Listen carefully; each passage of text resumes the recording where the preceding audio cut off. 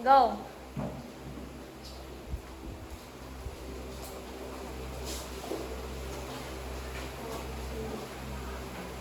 Hello mga bata, mabuhay!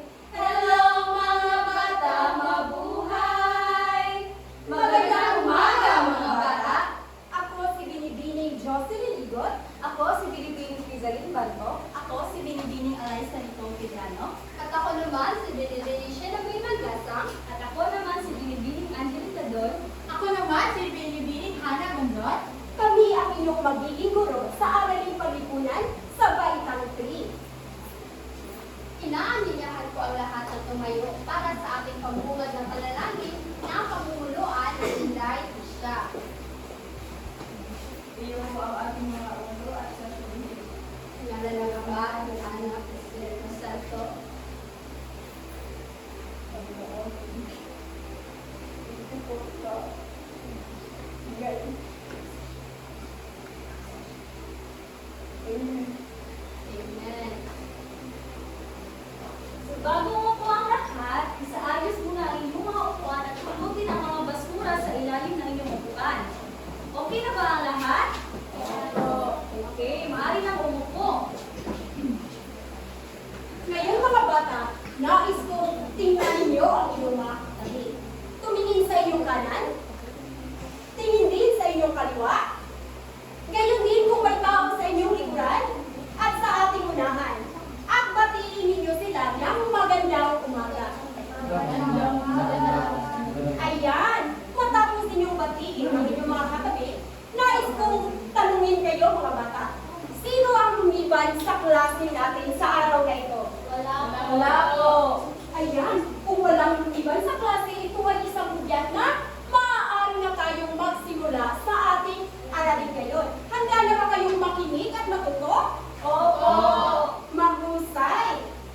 Ngayon, bago natin simulan ang ating aralin, tayo muna ay sasayaw. Inaanyayahan ko kayong lahat na tumayo. At nagayangin niyo ang sayaw na nasa ating TV. Nagkaintindihan ba tayo? Opo. Okay.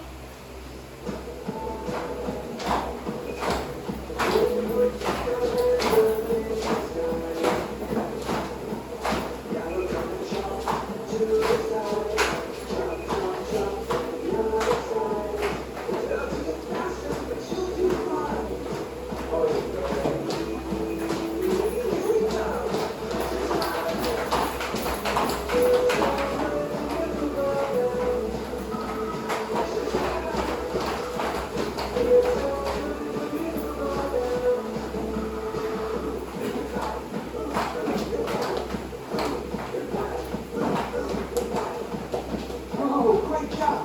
Now we're going to try some different moves. Ready to follow along?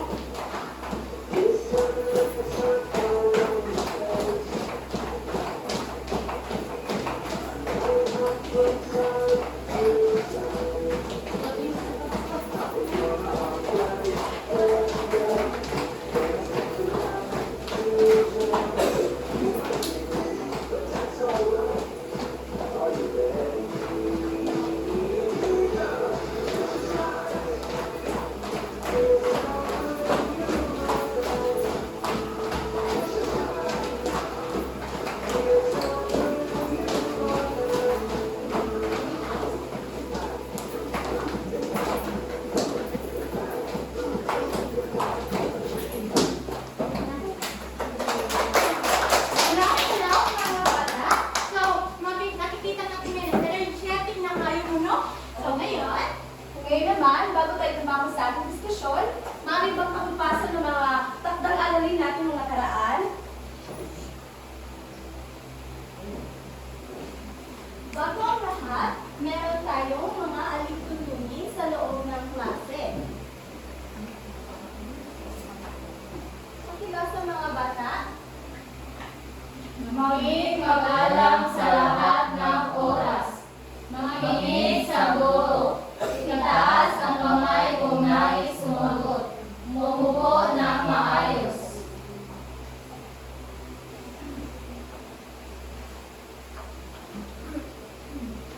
Ngayon mga bata,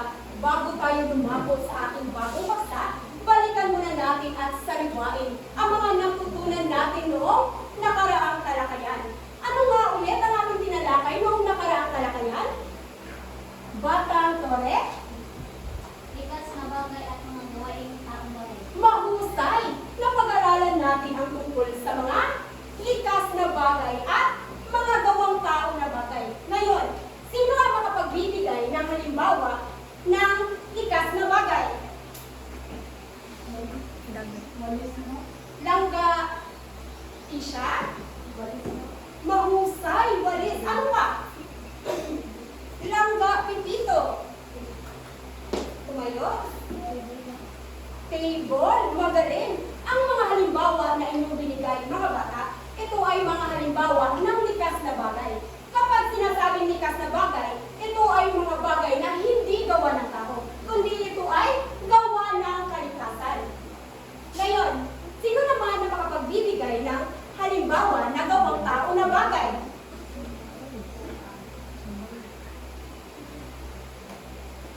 Langga, Tisha, Papel, ma'am. papel. Sino pa? Upuan, mahusay. Kapag sinasabing gawang tao na bagay, mga bata, ito ay mga bagay na gawa ng tao upang makatulong sa pang-araw-araw na pamumuhay. Ngayon, mga bata, may mga katanungan pa ba sa ating nakaraang talakayan? Wala na po. Kung walang katanungan, ito ay isang hudyat na magsisimula na tayo sa ating bagong paksa. Handa na ba kayong matuto? Opo. Magaling! Pero bago ang lahat, meron muna tayong aktibidad na gagawin. So, ang title na aktibidad na ito, hulaan at ayusin mo. So, papangkatin po ang klase sa dalawang grupo. So, ito ang unang pangkat at ito naman ang pangalawang pangkat. So, ang gagawin mo ay isaayos mo ang mga letters. So may dala si teacher ng mga jumbled letters. So, bawat pangkat ay may dalawang salita na aayusin.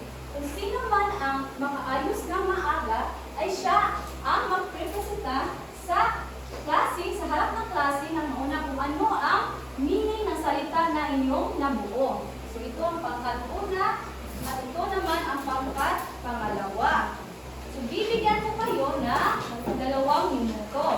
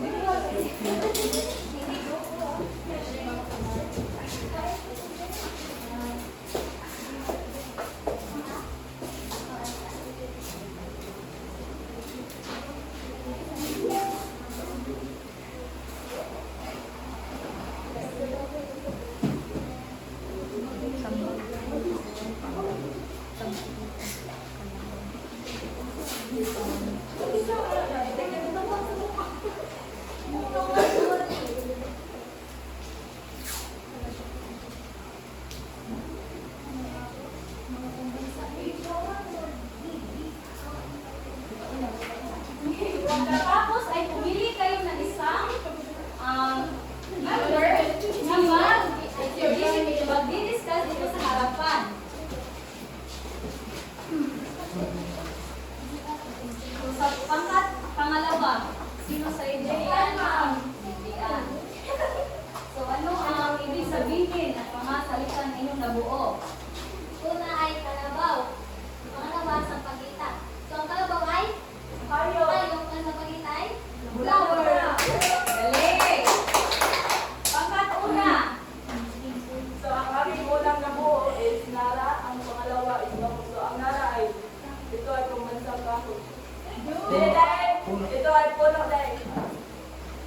At ang Bango naman ay isda at pambansang isda. Ngayon, mayroon na akong mga katanungan sa inyo. Oh, sa unang pangkat, ano ang madali at mahirap buuin sa ating jumbled letters? Okay, Natisha? Ang mahirap is Nara naman na ang pangalawa is Bango. Okay. Para sa unang pangkat, ang mahirap ay Nara at ang madali ay ang Bango. Sa pangalawang pangkat, ano ang mahirap at madaling buuin? Sampagita po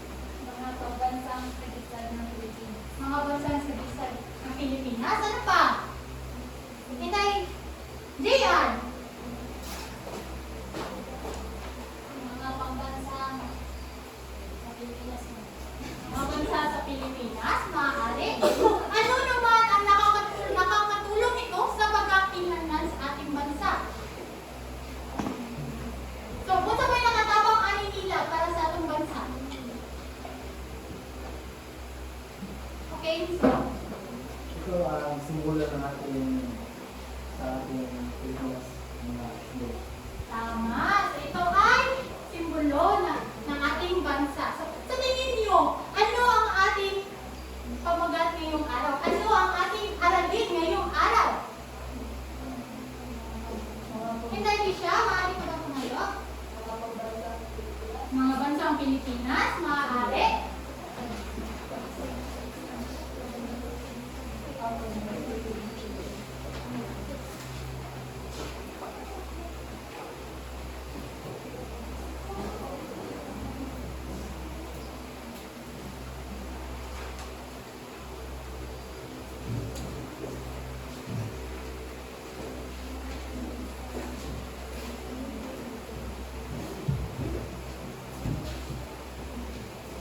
Ano nga ulit ang magiging aralin natin ngayong araw?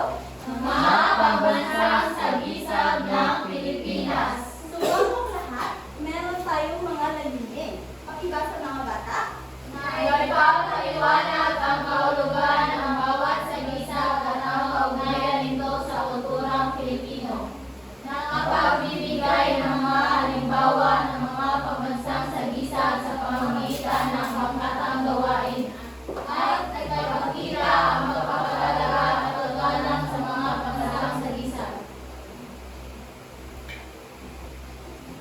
Ngayon mga bata, matutuhan natin ang isang pinakamahalagang paksa ng ating bansa. Ito ang mga pambansang sagisag ng Pilipinas. Ulitin nga ng sabay-sabay. Mga pambansang sagisag ng Pilipinas.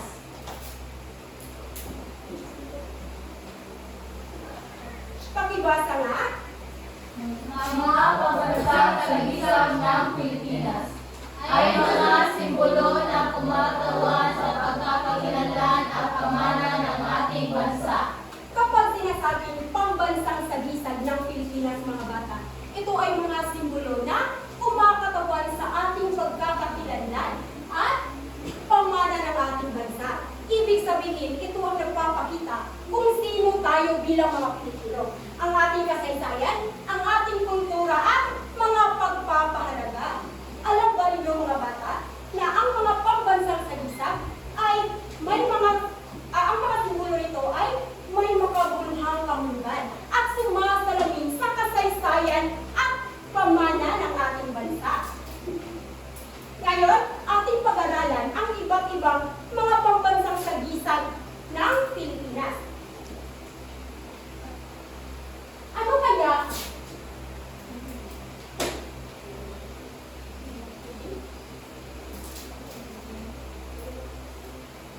Ano kaya ang nakikita ninyo sa larawang ito?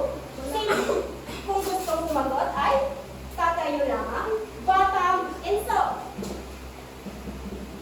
Sa pagitan. Magaling! Ang larawang ito ay nagpapakita ng sampagita. Ulitin nga ninyo na sabay-sabay. Sampagita. Mahusay!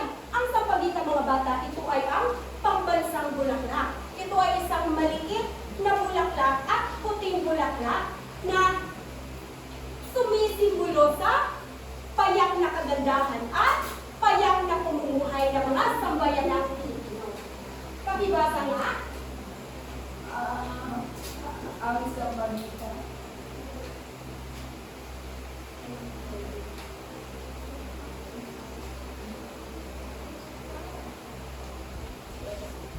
Pakibasa Batang Tisha.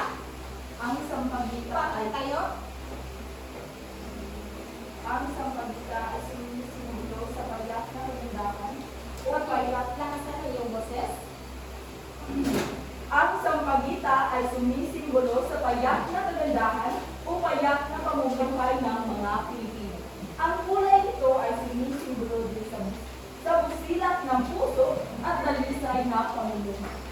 Kapag sinasabing sampagita, ito ay isang simbolo ng payak na kagandahan at payak na pamumuhay. Kapag sinasabing payak, ano kaya ang ibig sabihin nito?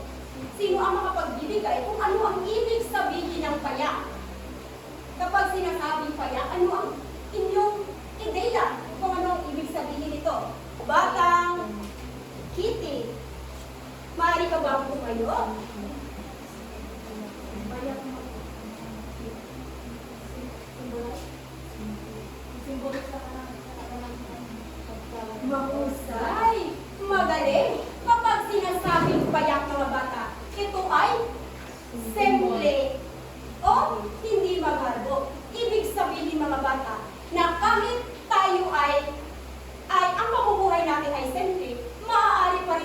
maging maganda ang ugali, maging masipag at mabait. Ang puting bulaklak din, mga bata, ay sumisimbolo sa pusilak na puso at dalisay na pamumuhay. Ibig sabihin, mga bata, na ang mga Pilipino ay inaasahang may malinis na kalooban at dalisay na pamumuhay, mahusay. Ano kaya ang nakikita ninyo sa larawang ito? Batang wambot. Magaling. Ano kaya ang tawag sa punong ito? Sino ang makapagbibigay kung ano ang tawag sa punong ito? Base sa inyong nakikita sa larawan, Batang Tore, ano ang iyong nakikita o napapansin? Naramang. Mahusay! Ang larawang ito ay nagpapakita ng isang nara. Ito ay ang pambansang puno. Ulitin nga ng sabay-sabay. Pambansang kahoy. Ang nara, mga bata, ito ay isang puno na malaki at matibay. Pakibasa nga. Ang nara ay sumisimbolo ng katatagan ng isang Pilipino. Kahit ilang bagyo pa ang dumaan, ito ay hindi basta-basta nabubuwag o natutumba. Ang nara, mga bata, ito ay sumisimbolo sa katatagan ng isang Pilipino. Ngayon, kapag sinasabing katatagan, ano kaya ang ibig sabihin nito? Katatagan. Yes, Batang Tisha. Hindi madaling sumuko. Ayan, mahusay. Kapag sinasabing katatagan, ito ay ang pagiging matibay at hindi madaling sumuko. Mahusay. Ang nara, mga bata, kahit ang mga tao, mga bata, ay parang nara. Kahit ilang bagyo pa ang dumadaan, ay hindi basta-basta nabubuwag o natutumba. Nakikinig pa kayo, Batang Tore? Yes, ma'am. Ano ang sinabi ko?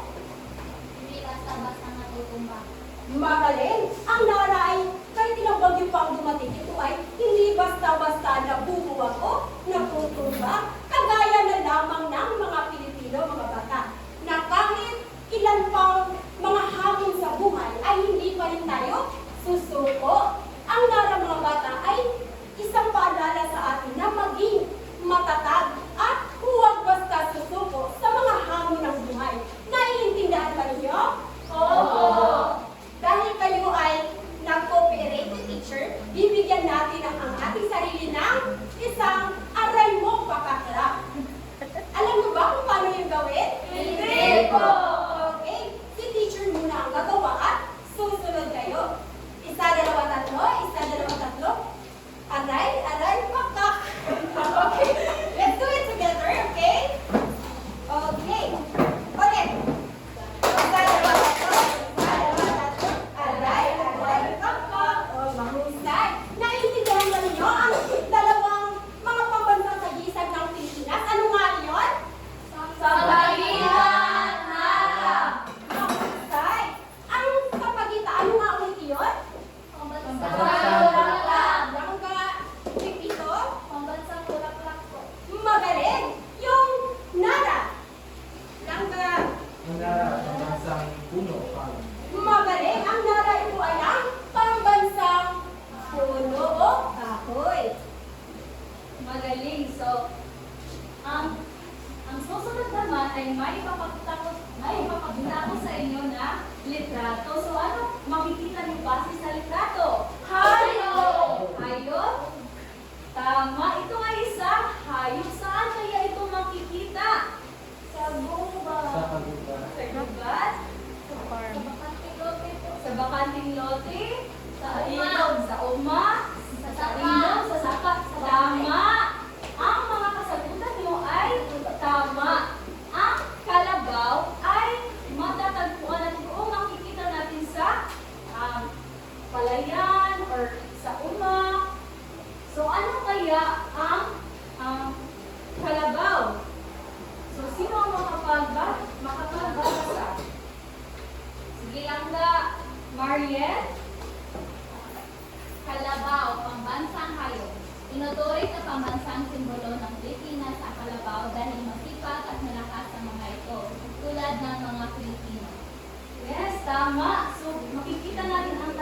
isang masibag at malakas. So, base sa isa lang kita sa inyong uma, dire, uma. Kanang na yung mga tanong, like mga gulay, mga prutas. So, yes, so kamo. So, ang uma na ito pakita na yung mga tanim na makikita natin. So, bago pa na taniman, anang araruhan pa na ang lahang yuta. Kay ang yuta, kay dahil man ang yuta. So, sa unang panahon, ang gamit nila kay kalabaw. So, ilan ang gamiton ang kalabaw?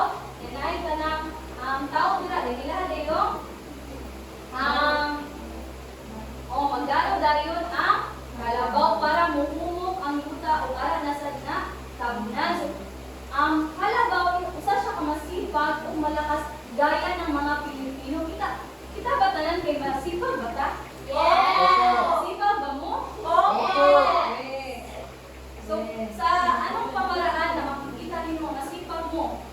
Sige, lamati siya. Naglilinis po ako sa bahay araw-araw. So, ano pa? Yes, Miguel. Nagtatrabaho para masukas sa pamilya.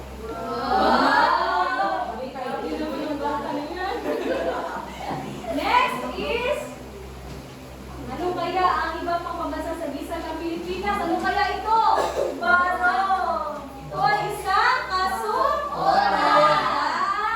So, pang itaas na kasuotan. So, sino kaya ang masusuot dito? Babae o lalaki? Lalaki. Lalaki? Oh, lalaki ba? So, ating babasahin ang definasyon. So, barong Tagalog. So, ano kaya ang barong Tagalog? Sino makapagbabasa? Sige, Jean. Ito ay panlalaking formal na kasuotan may burda. Ang salitang barong Tagalog ay may literal ng hulugang damit o barong Tagalog.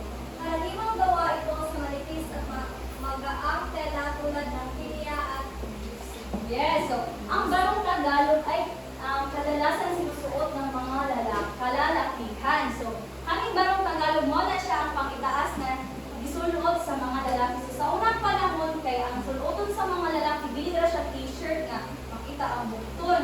So, ang ilang suoton sa unang panahon kay mga barong Tagalog. So, ang barong Tagalog ay ito ang pambansang damit na palalaki sa Pilipinas. So, balik naman tayo. So, ano kaya ang pambansang hayop ng Pilipinas? Sino makapag bibigay ng tamang sagot? Sige lang ka, Jian.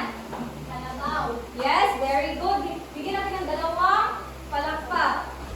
Dalawa. Next.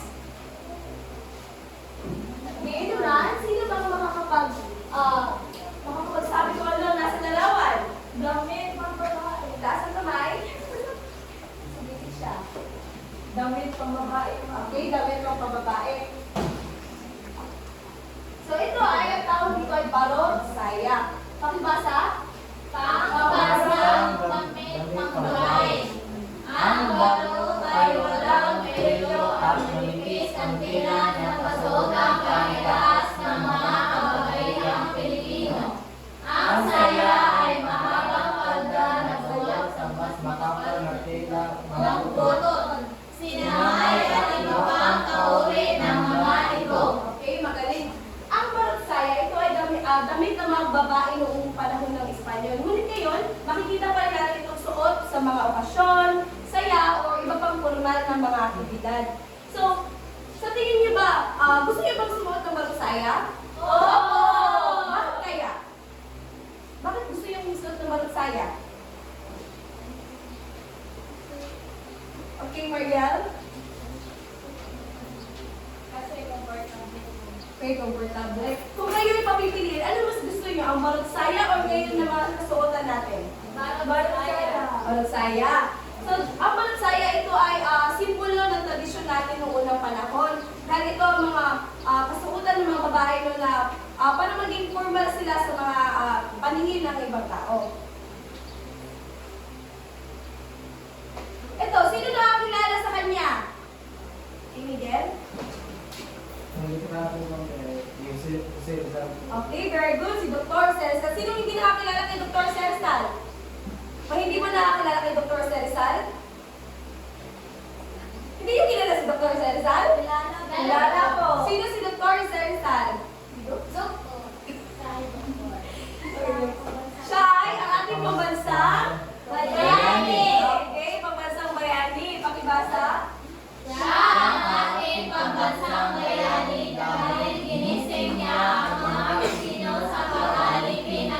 Kastila.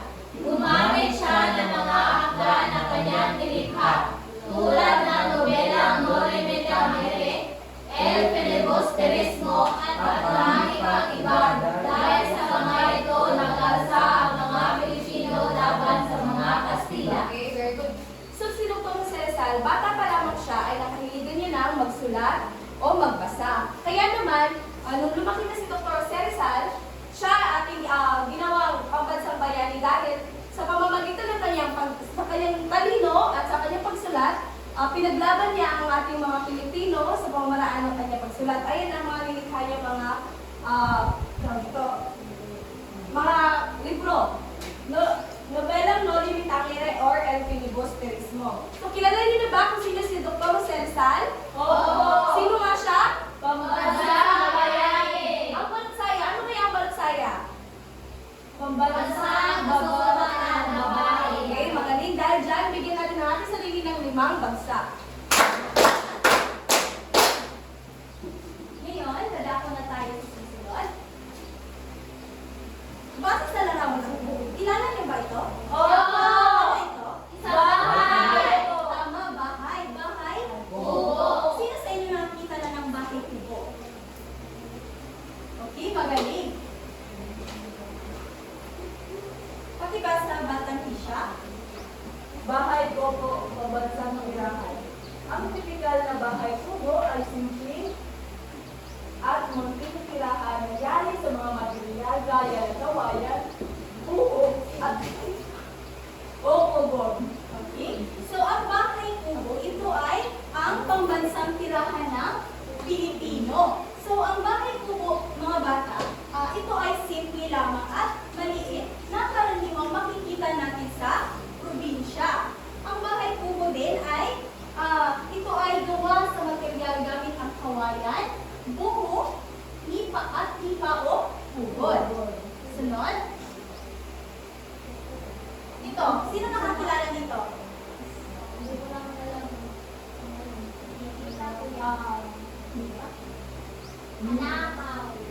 Tama, ito ay ananaw. Kapag ananaw, so palibas sa batang itik. Anangaw, pambansang dahon. Ang anangaw ay isang pabilog na dahon na palma na matatagpuan sa timog silangang Asya. Ginawa itong pamaypay tuwing tag-araw. Okay, nakakawag na ba kayo ng ananaw? Oo. Okay, so ang anahaw ay, ito ay pambansang dahon ng Pilipinas. So ang anahaw, ito ay malaking dahon at hugis bilog na ginagamit bilang pamaypay, lalo na kapag panahong tag-init. So ano nga ulit yung dalawang sagisan ng Pilipinas? Bahay, kubo, at anangaw. Okay, so at dahil dyan, bigyan natin ng 5 bagsak ng ating mga sarili. Isa, dalawa, tatlo. Ngayon, alam niyo ba kung ano itong nalaman nito? Ano ito? Mangga! Nakatikim niyo ba kayo ng mangga? Oo! Anong lasa nito kapag ito ay hilaw? Hindi siya. maasim! Maasim. Paano naman kapag ito ay hinog? Hindi kitik? Matamis. Matamis. Ang mangga kapag hilaw ay maasim. At kapag ito naman ay hinog ay matamis. So, ang mangga ay ating pambansang prutas. Alam niyo, so, ano nga ba ang mangga? Sino gusto bumasa? Inday Marian? O, Inday Marian? Ang mangga ay isang punong kahoy sa Asya na nagbibigay ng bunga. Ang bunga nito ay matamis kapag hinog at masarap din kung hilaw. Sa Pilipinas, particular sa Zambales at Limaras, niluluwas ito palabas ng bansa para pagkakitaan. Ito ay sumisimbolo sa pagiging mapagmahal ng mga Pilipino dahil ito ay hugis puso. Tama, maraming salamat. May mangga ba rin ba ngayon? Oo. Marami ba kayong nakikita ang mangga sa ating paligid? Oo, minsan meron. Saan ito madalas nakikita? Sa kaliwa. Sa aming bahay. Sa bahay? Oo. Oo. Bakit sa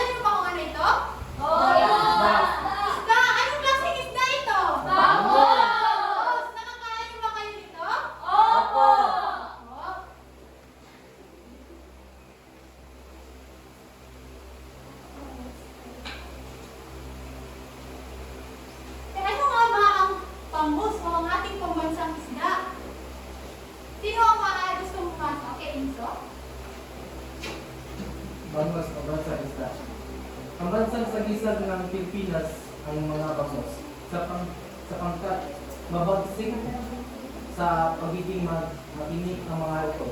Kung niyambing sa ibang mga pagkain isla ng Pilipinas, naging tanyag ang pagbili ng mga lahalisan ng tinik ng mga bangos mula sa mga tindahan at pabilihan. Maraming salamat.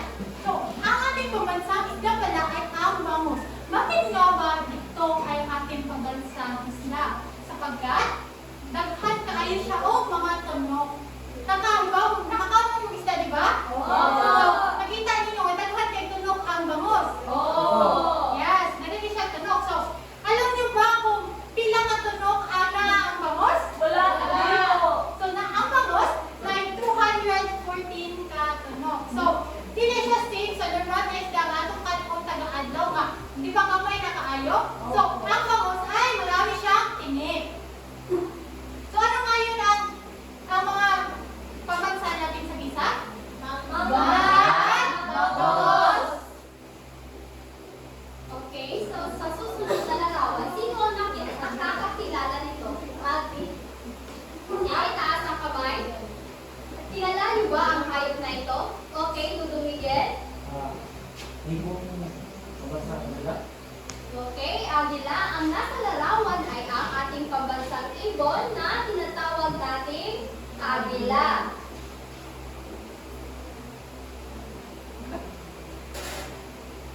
Inday Jean, maaari mo magbasahin? Ang agila ay may tuturing na hari ng himpapawid para sa mga hayop na lumilipad. Sumasagisag ng katapangan, lakas at pagiging malayo. Okay, so ang Agila di ay class, kay mauni siya ang atuang pambansang ibon. So nga itong nahimo man siya ng pambansang ibon sa Pilipinas. Okay, very good. So nahimo ni siya nga pambansang ibon sa Pilipinas, kay tungod sa iyahang pagiging mabagsik at sa paghahangad nito ng kalayaan. So ang Agila ay sumisimbolo sa katangian nating mga Pilipino. Tayo ay naghahangad ng kalayaan at tayo ay mabagsik o matapang. So ano nga ba ang ating pambansang ibon? Agila! Okay, so may maikling trivia si teacher. Alam niyo ba na ang pambansang ibon natin noong taong 1995 ay tinatawag na Maya? Okay, so ang unang pambansang ibon ng Pilipinas ay ang ibong Maya. Pero pinalitan siya noong taong 1977 ayon sa proklamasyon ni dating Pangulong Fidel V. Ramos dahil ang Maya ay ito ay tinaguri ang peste sa ating likas na mga tanim na tulad ng mga mais at palayan. At isa pa, ang Maya ay makikita sa kahit anumang dako ng ating mundo. Okay, sino ang nakakakilala nito? Okay, Inday Kitty.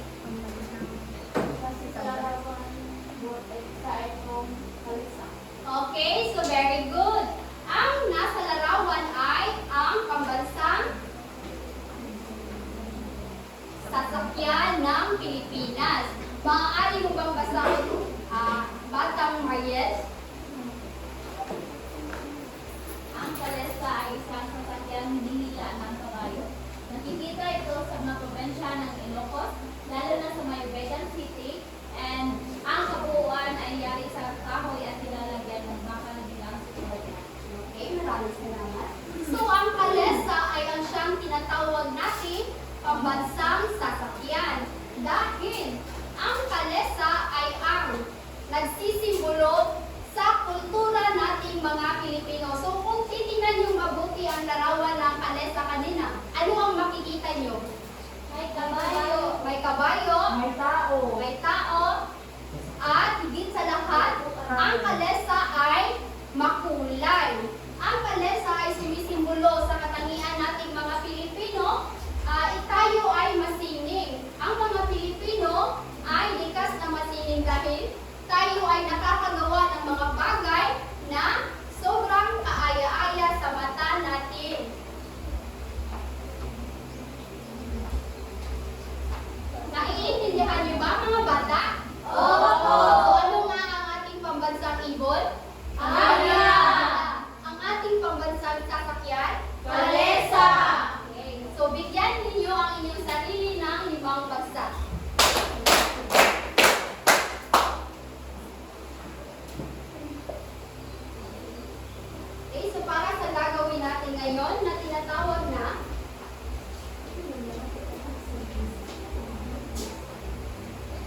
palawakin ang sagisag ng ating bansa. So ang gagawin natin ngayon ay papangkatin ko kayo ng 3 grupo. Isa, 1, 2, 3. 1, 2. Unang pangkat, pangalawang pangkat, at pangatlong pangkat.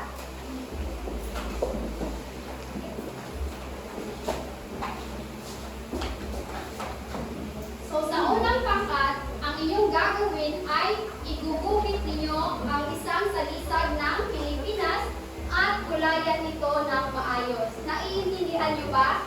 Opo.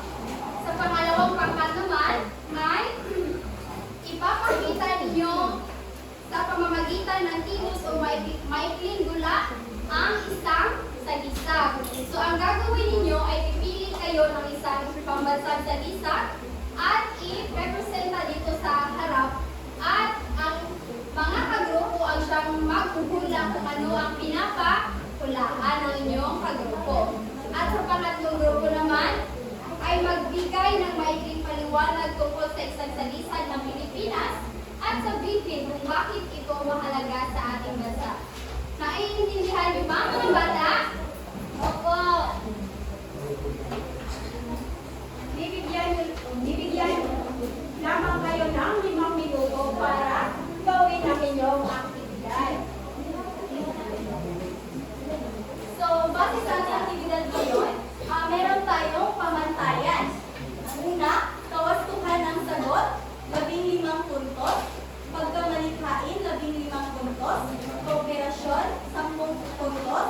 Kalinisan at kaayusan ng gawain, 10 puntos.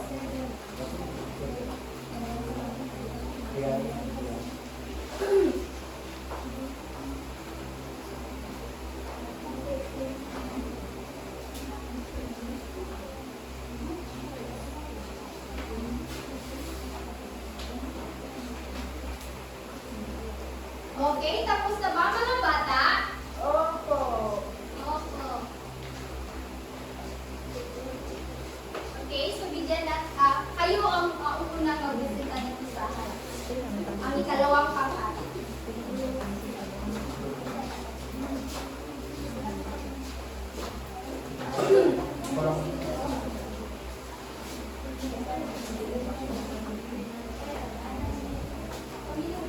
Pakinig mga bata.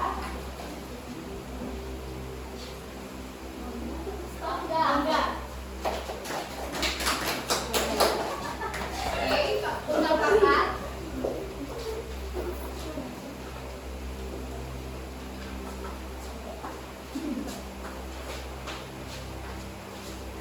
Ito ang pambansang bahay, tubo.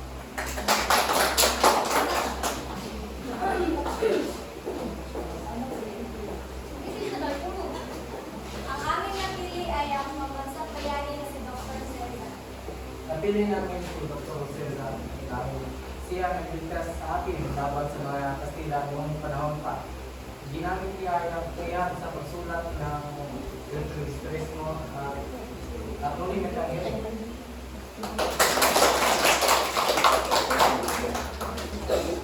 Okay, sa unang grupo, base sa kanilang ginawa kanina, nahulaan ba niya ang isa sa mga sagisag ng Pilipinas? Opo. Okay, so dahil dyan, bibigyan natin sila ng 50 points. Total of 50 points. Sa pangalawang grupo naman, ginawa nila isang bahay kubo. So, bibigyan natin sila ng 50 points. Ang pangalawang grupo, si Dr. Jose Rizal, ang pambansang bayani, bibigyan natin sila ng 50 points. Okay, handa na ba kayo sumagot sa ating pagsusuri? Opo. Okay. Lahat naman di ba ating nasagutan? So ngayon naman ating susubukan ng inyong talino sa ating pinag-discussionan.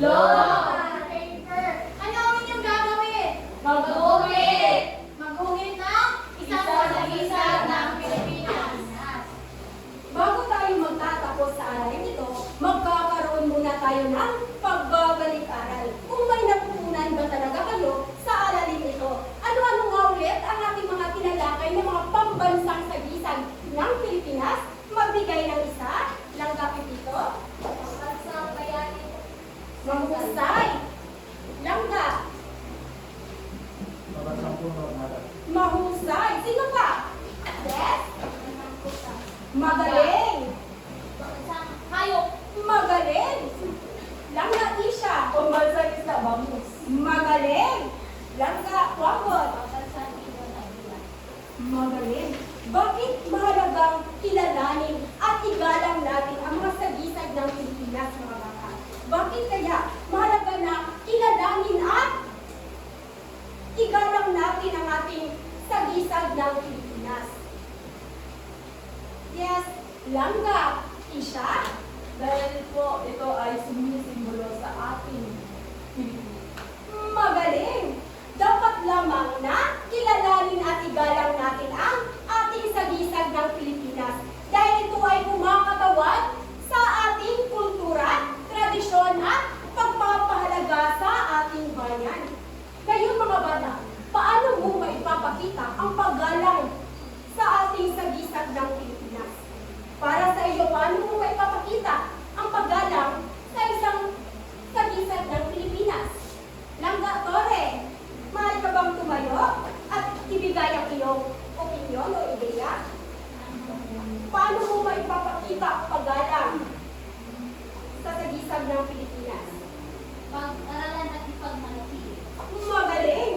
Maipapakita natin mga bata ang paggalang sa pamamagitan ng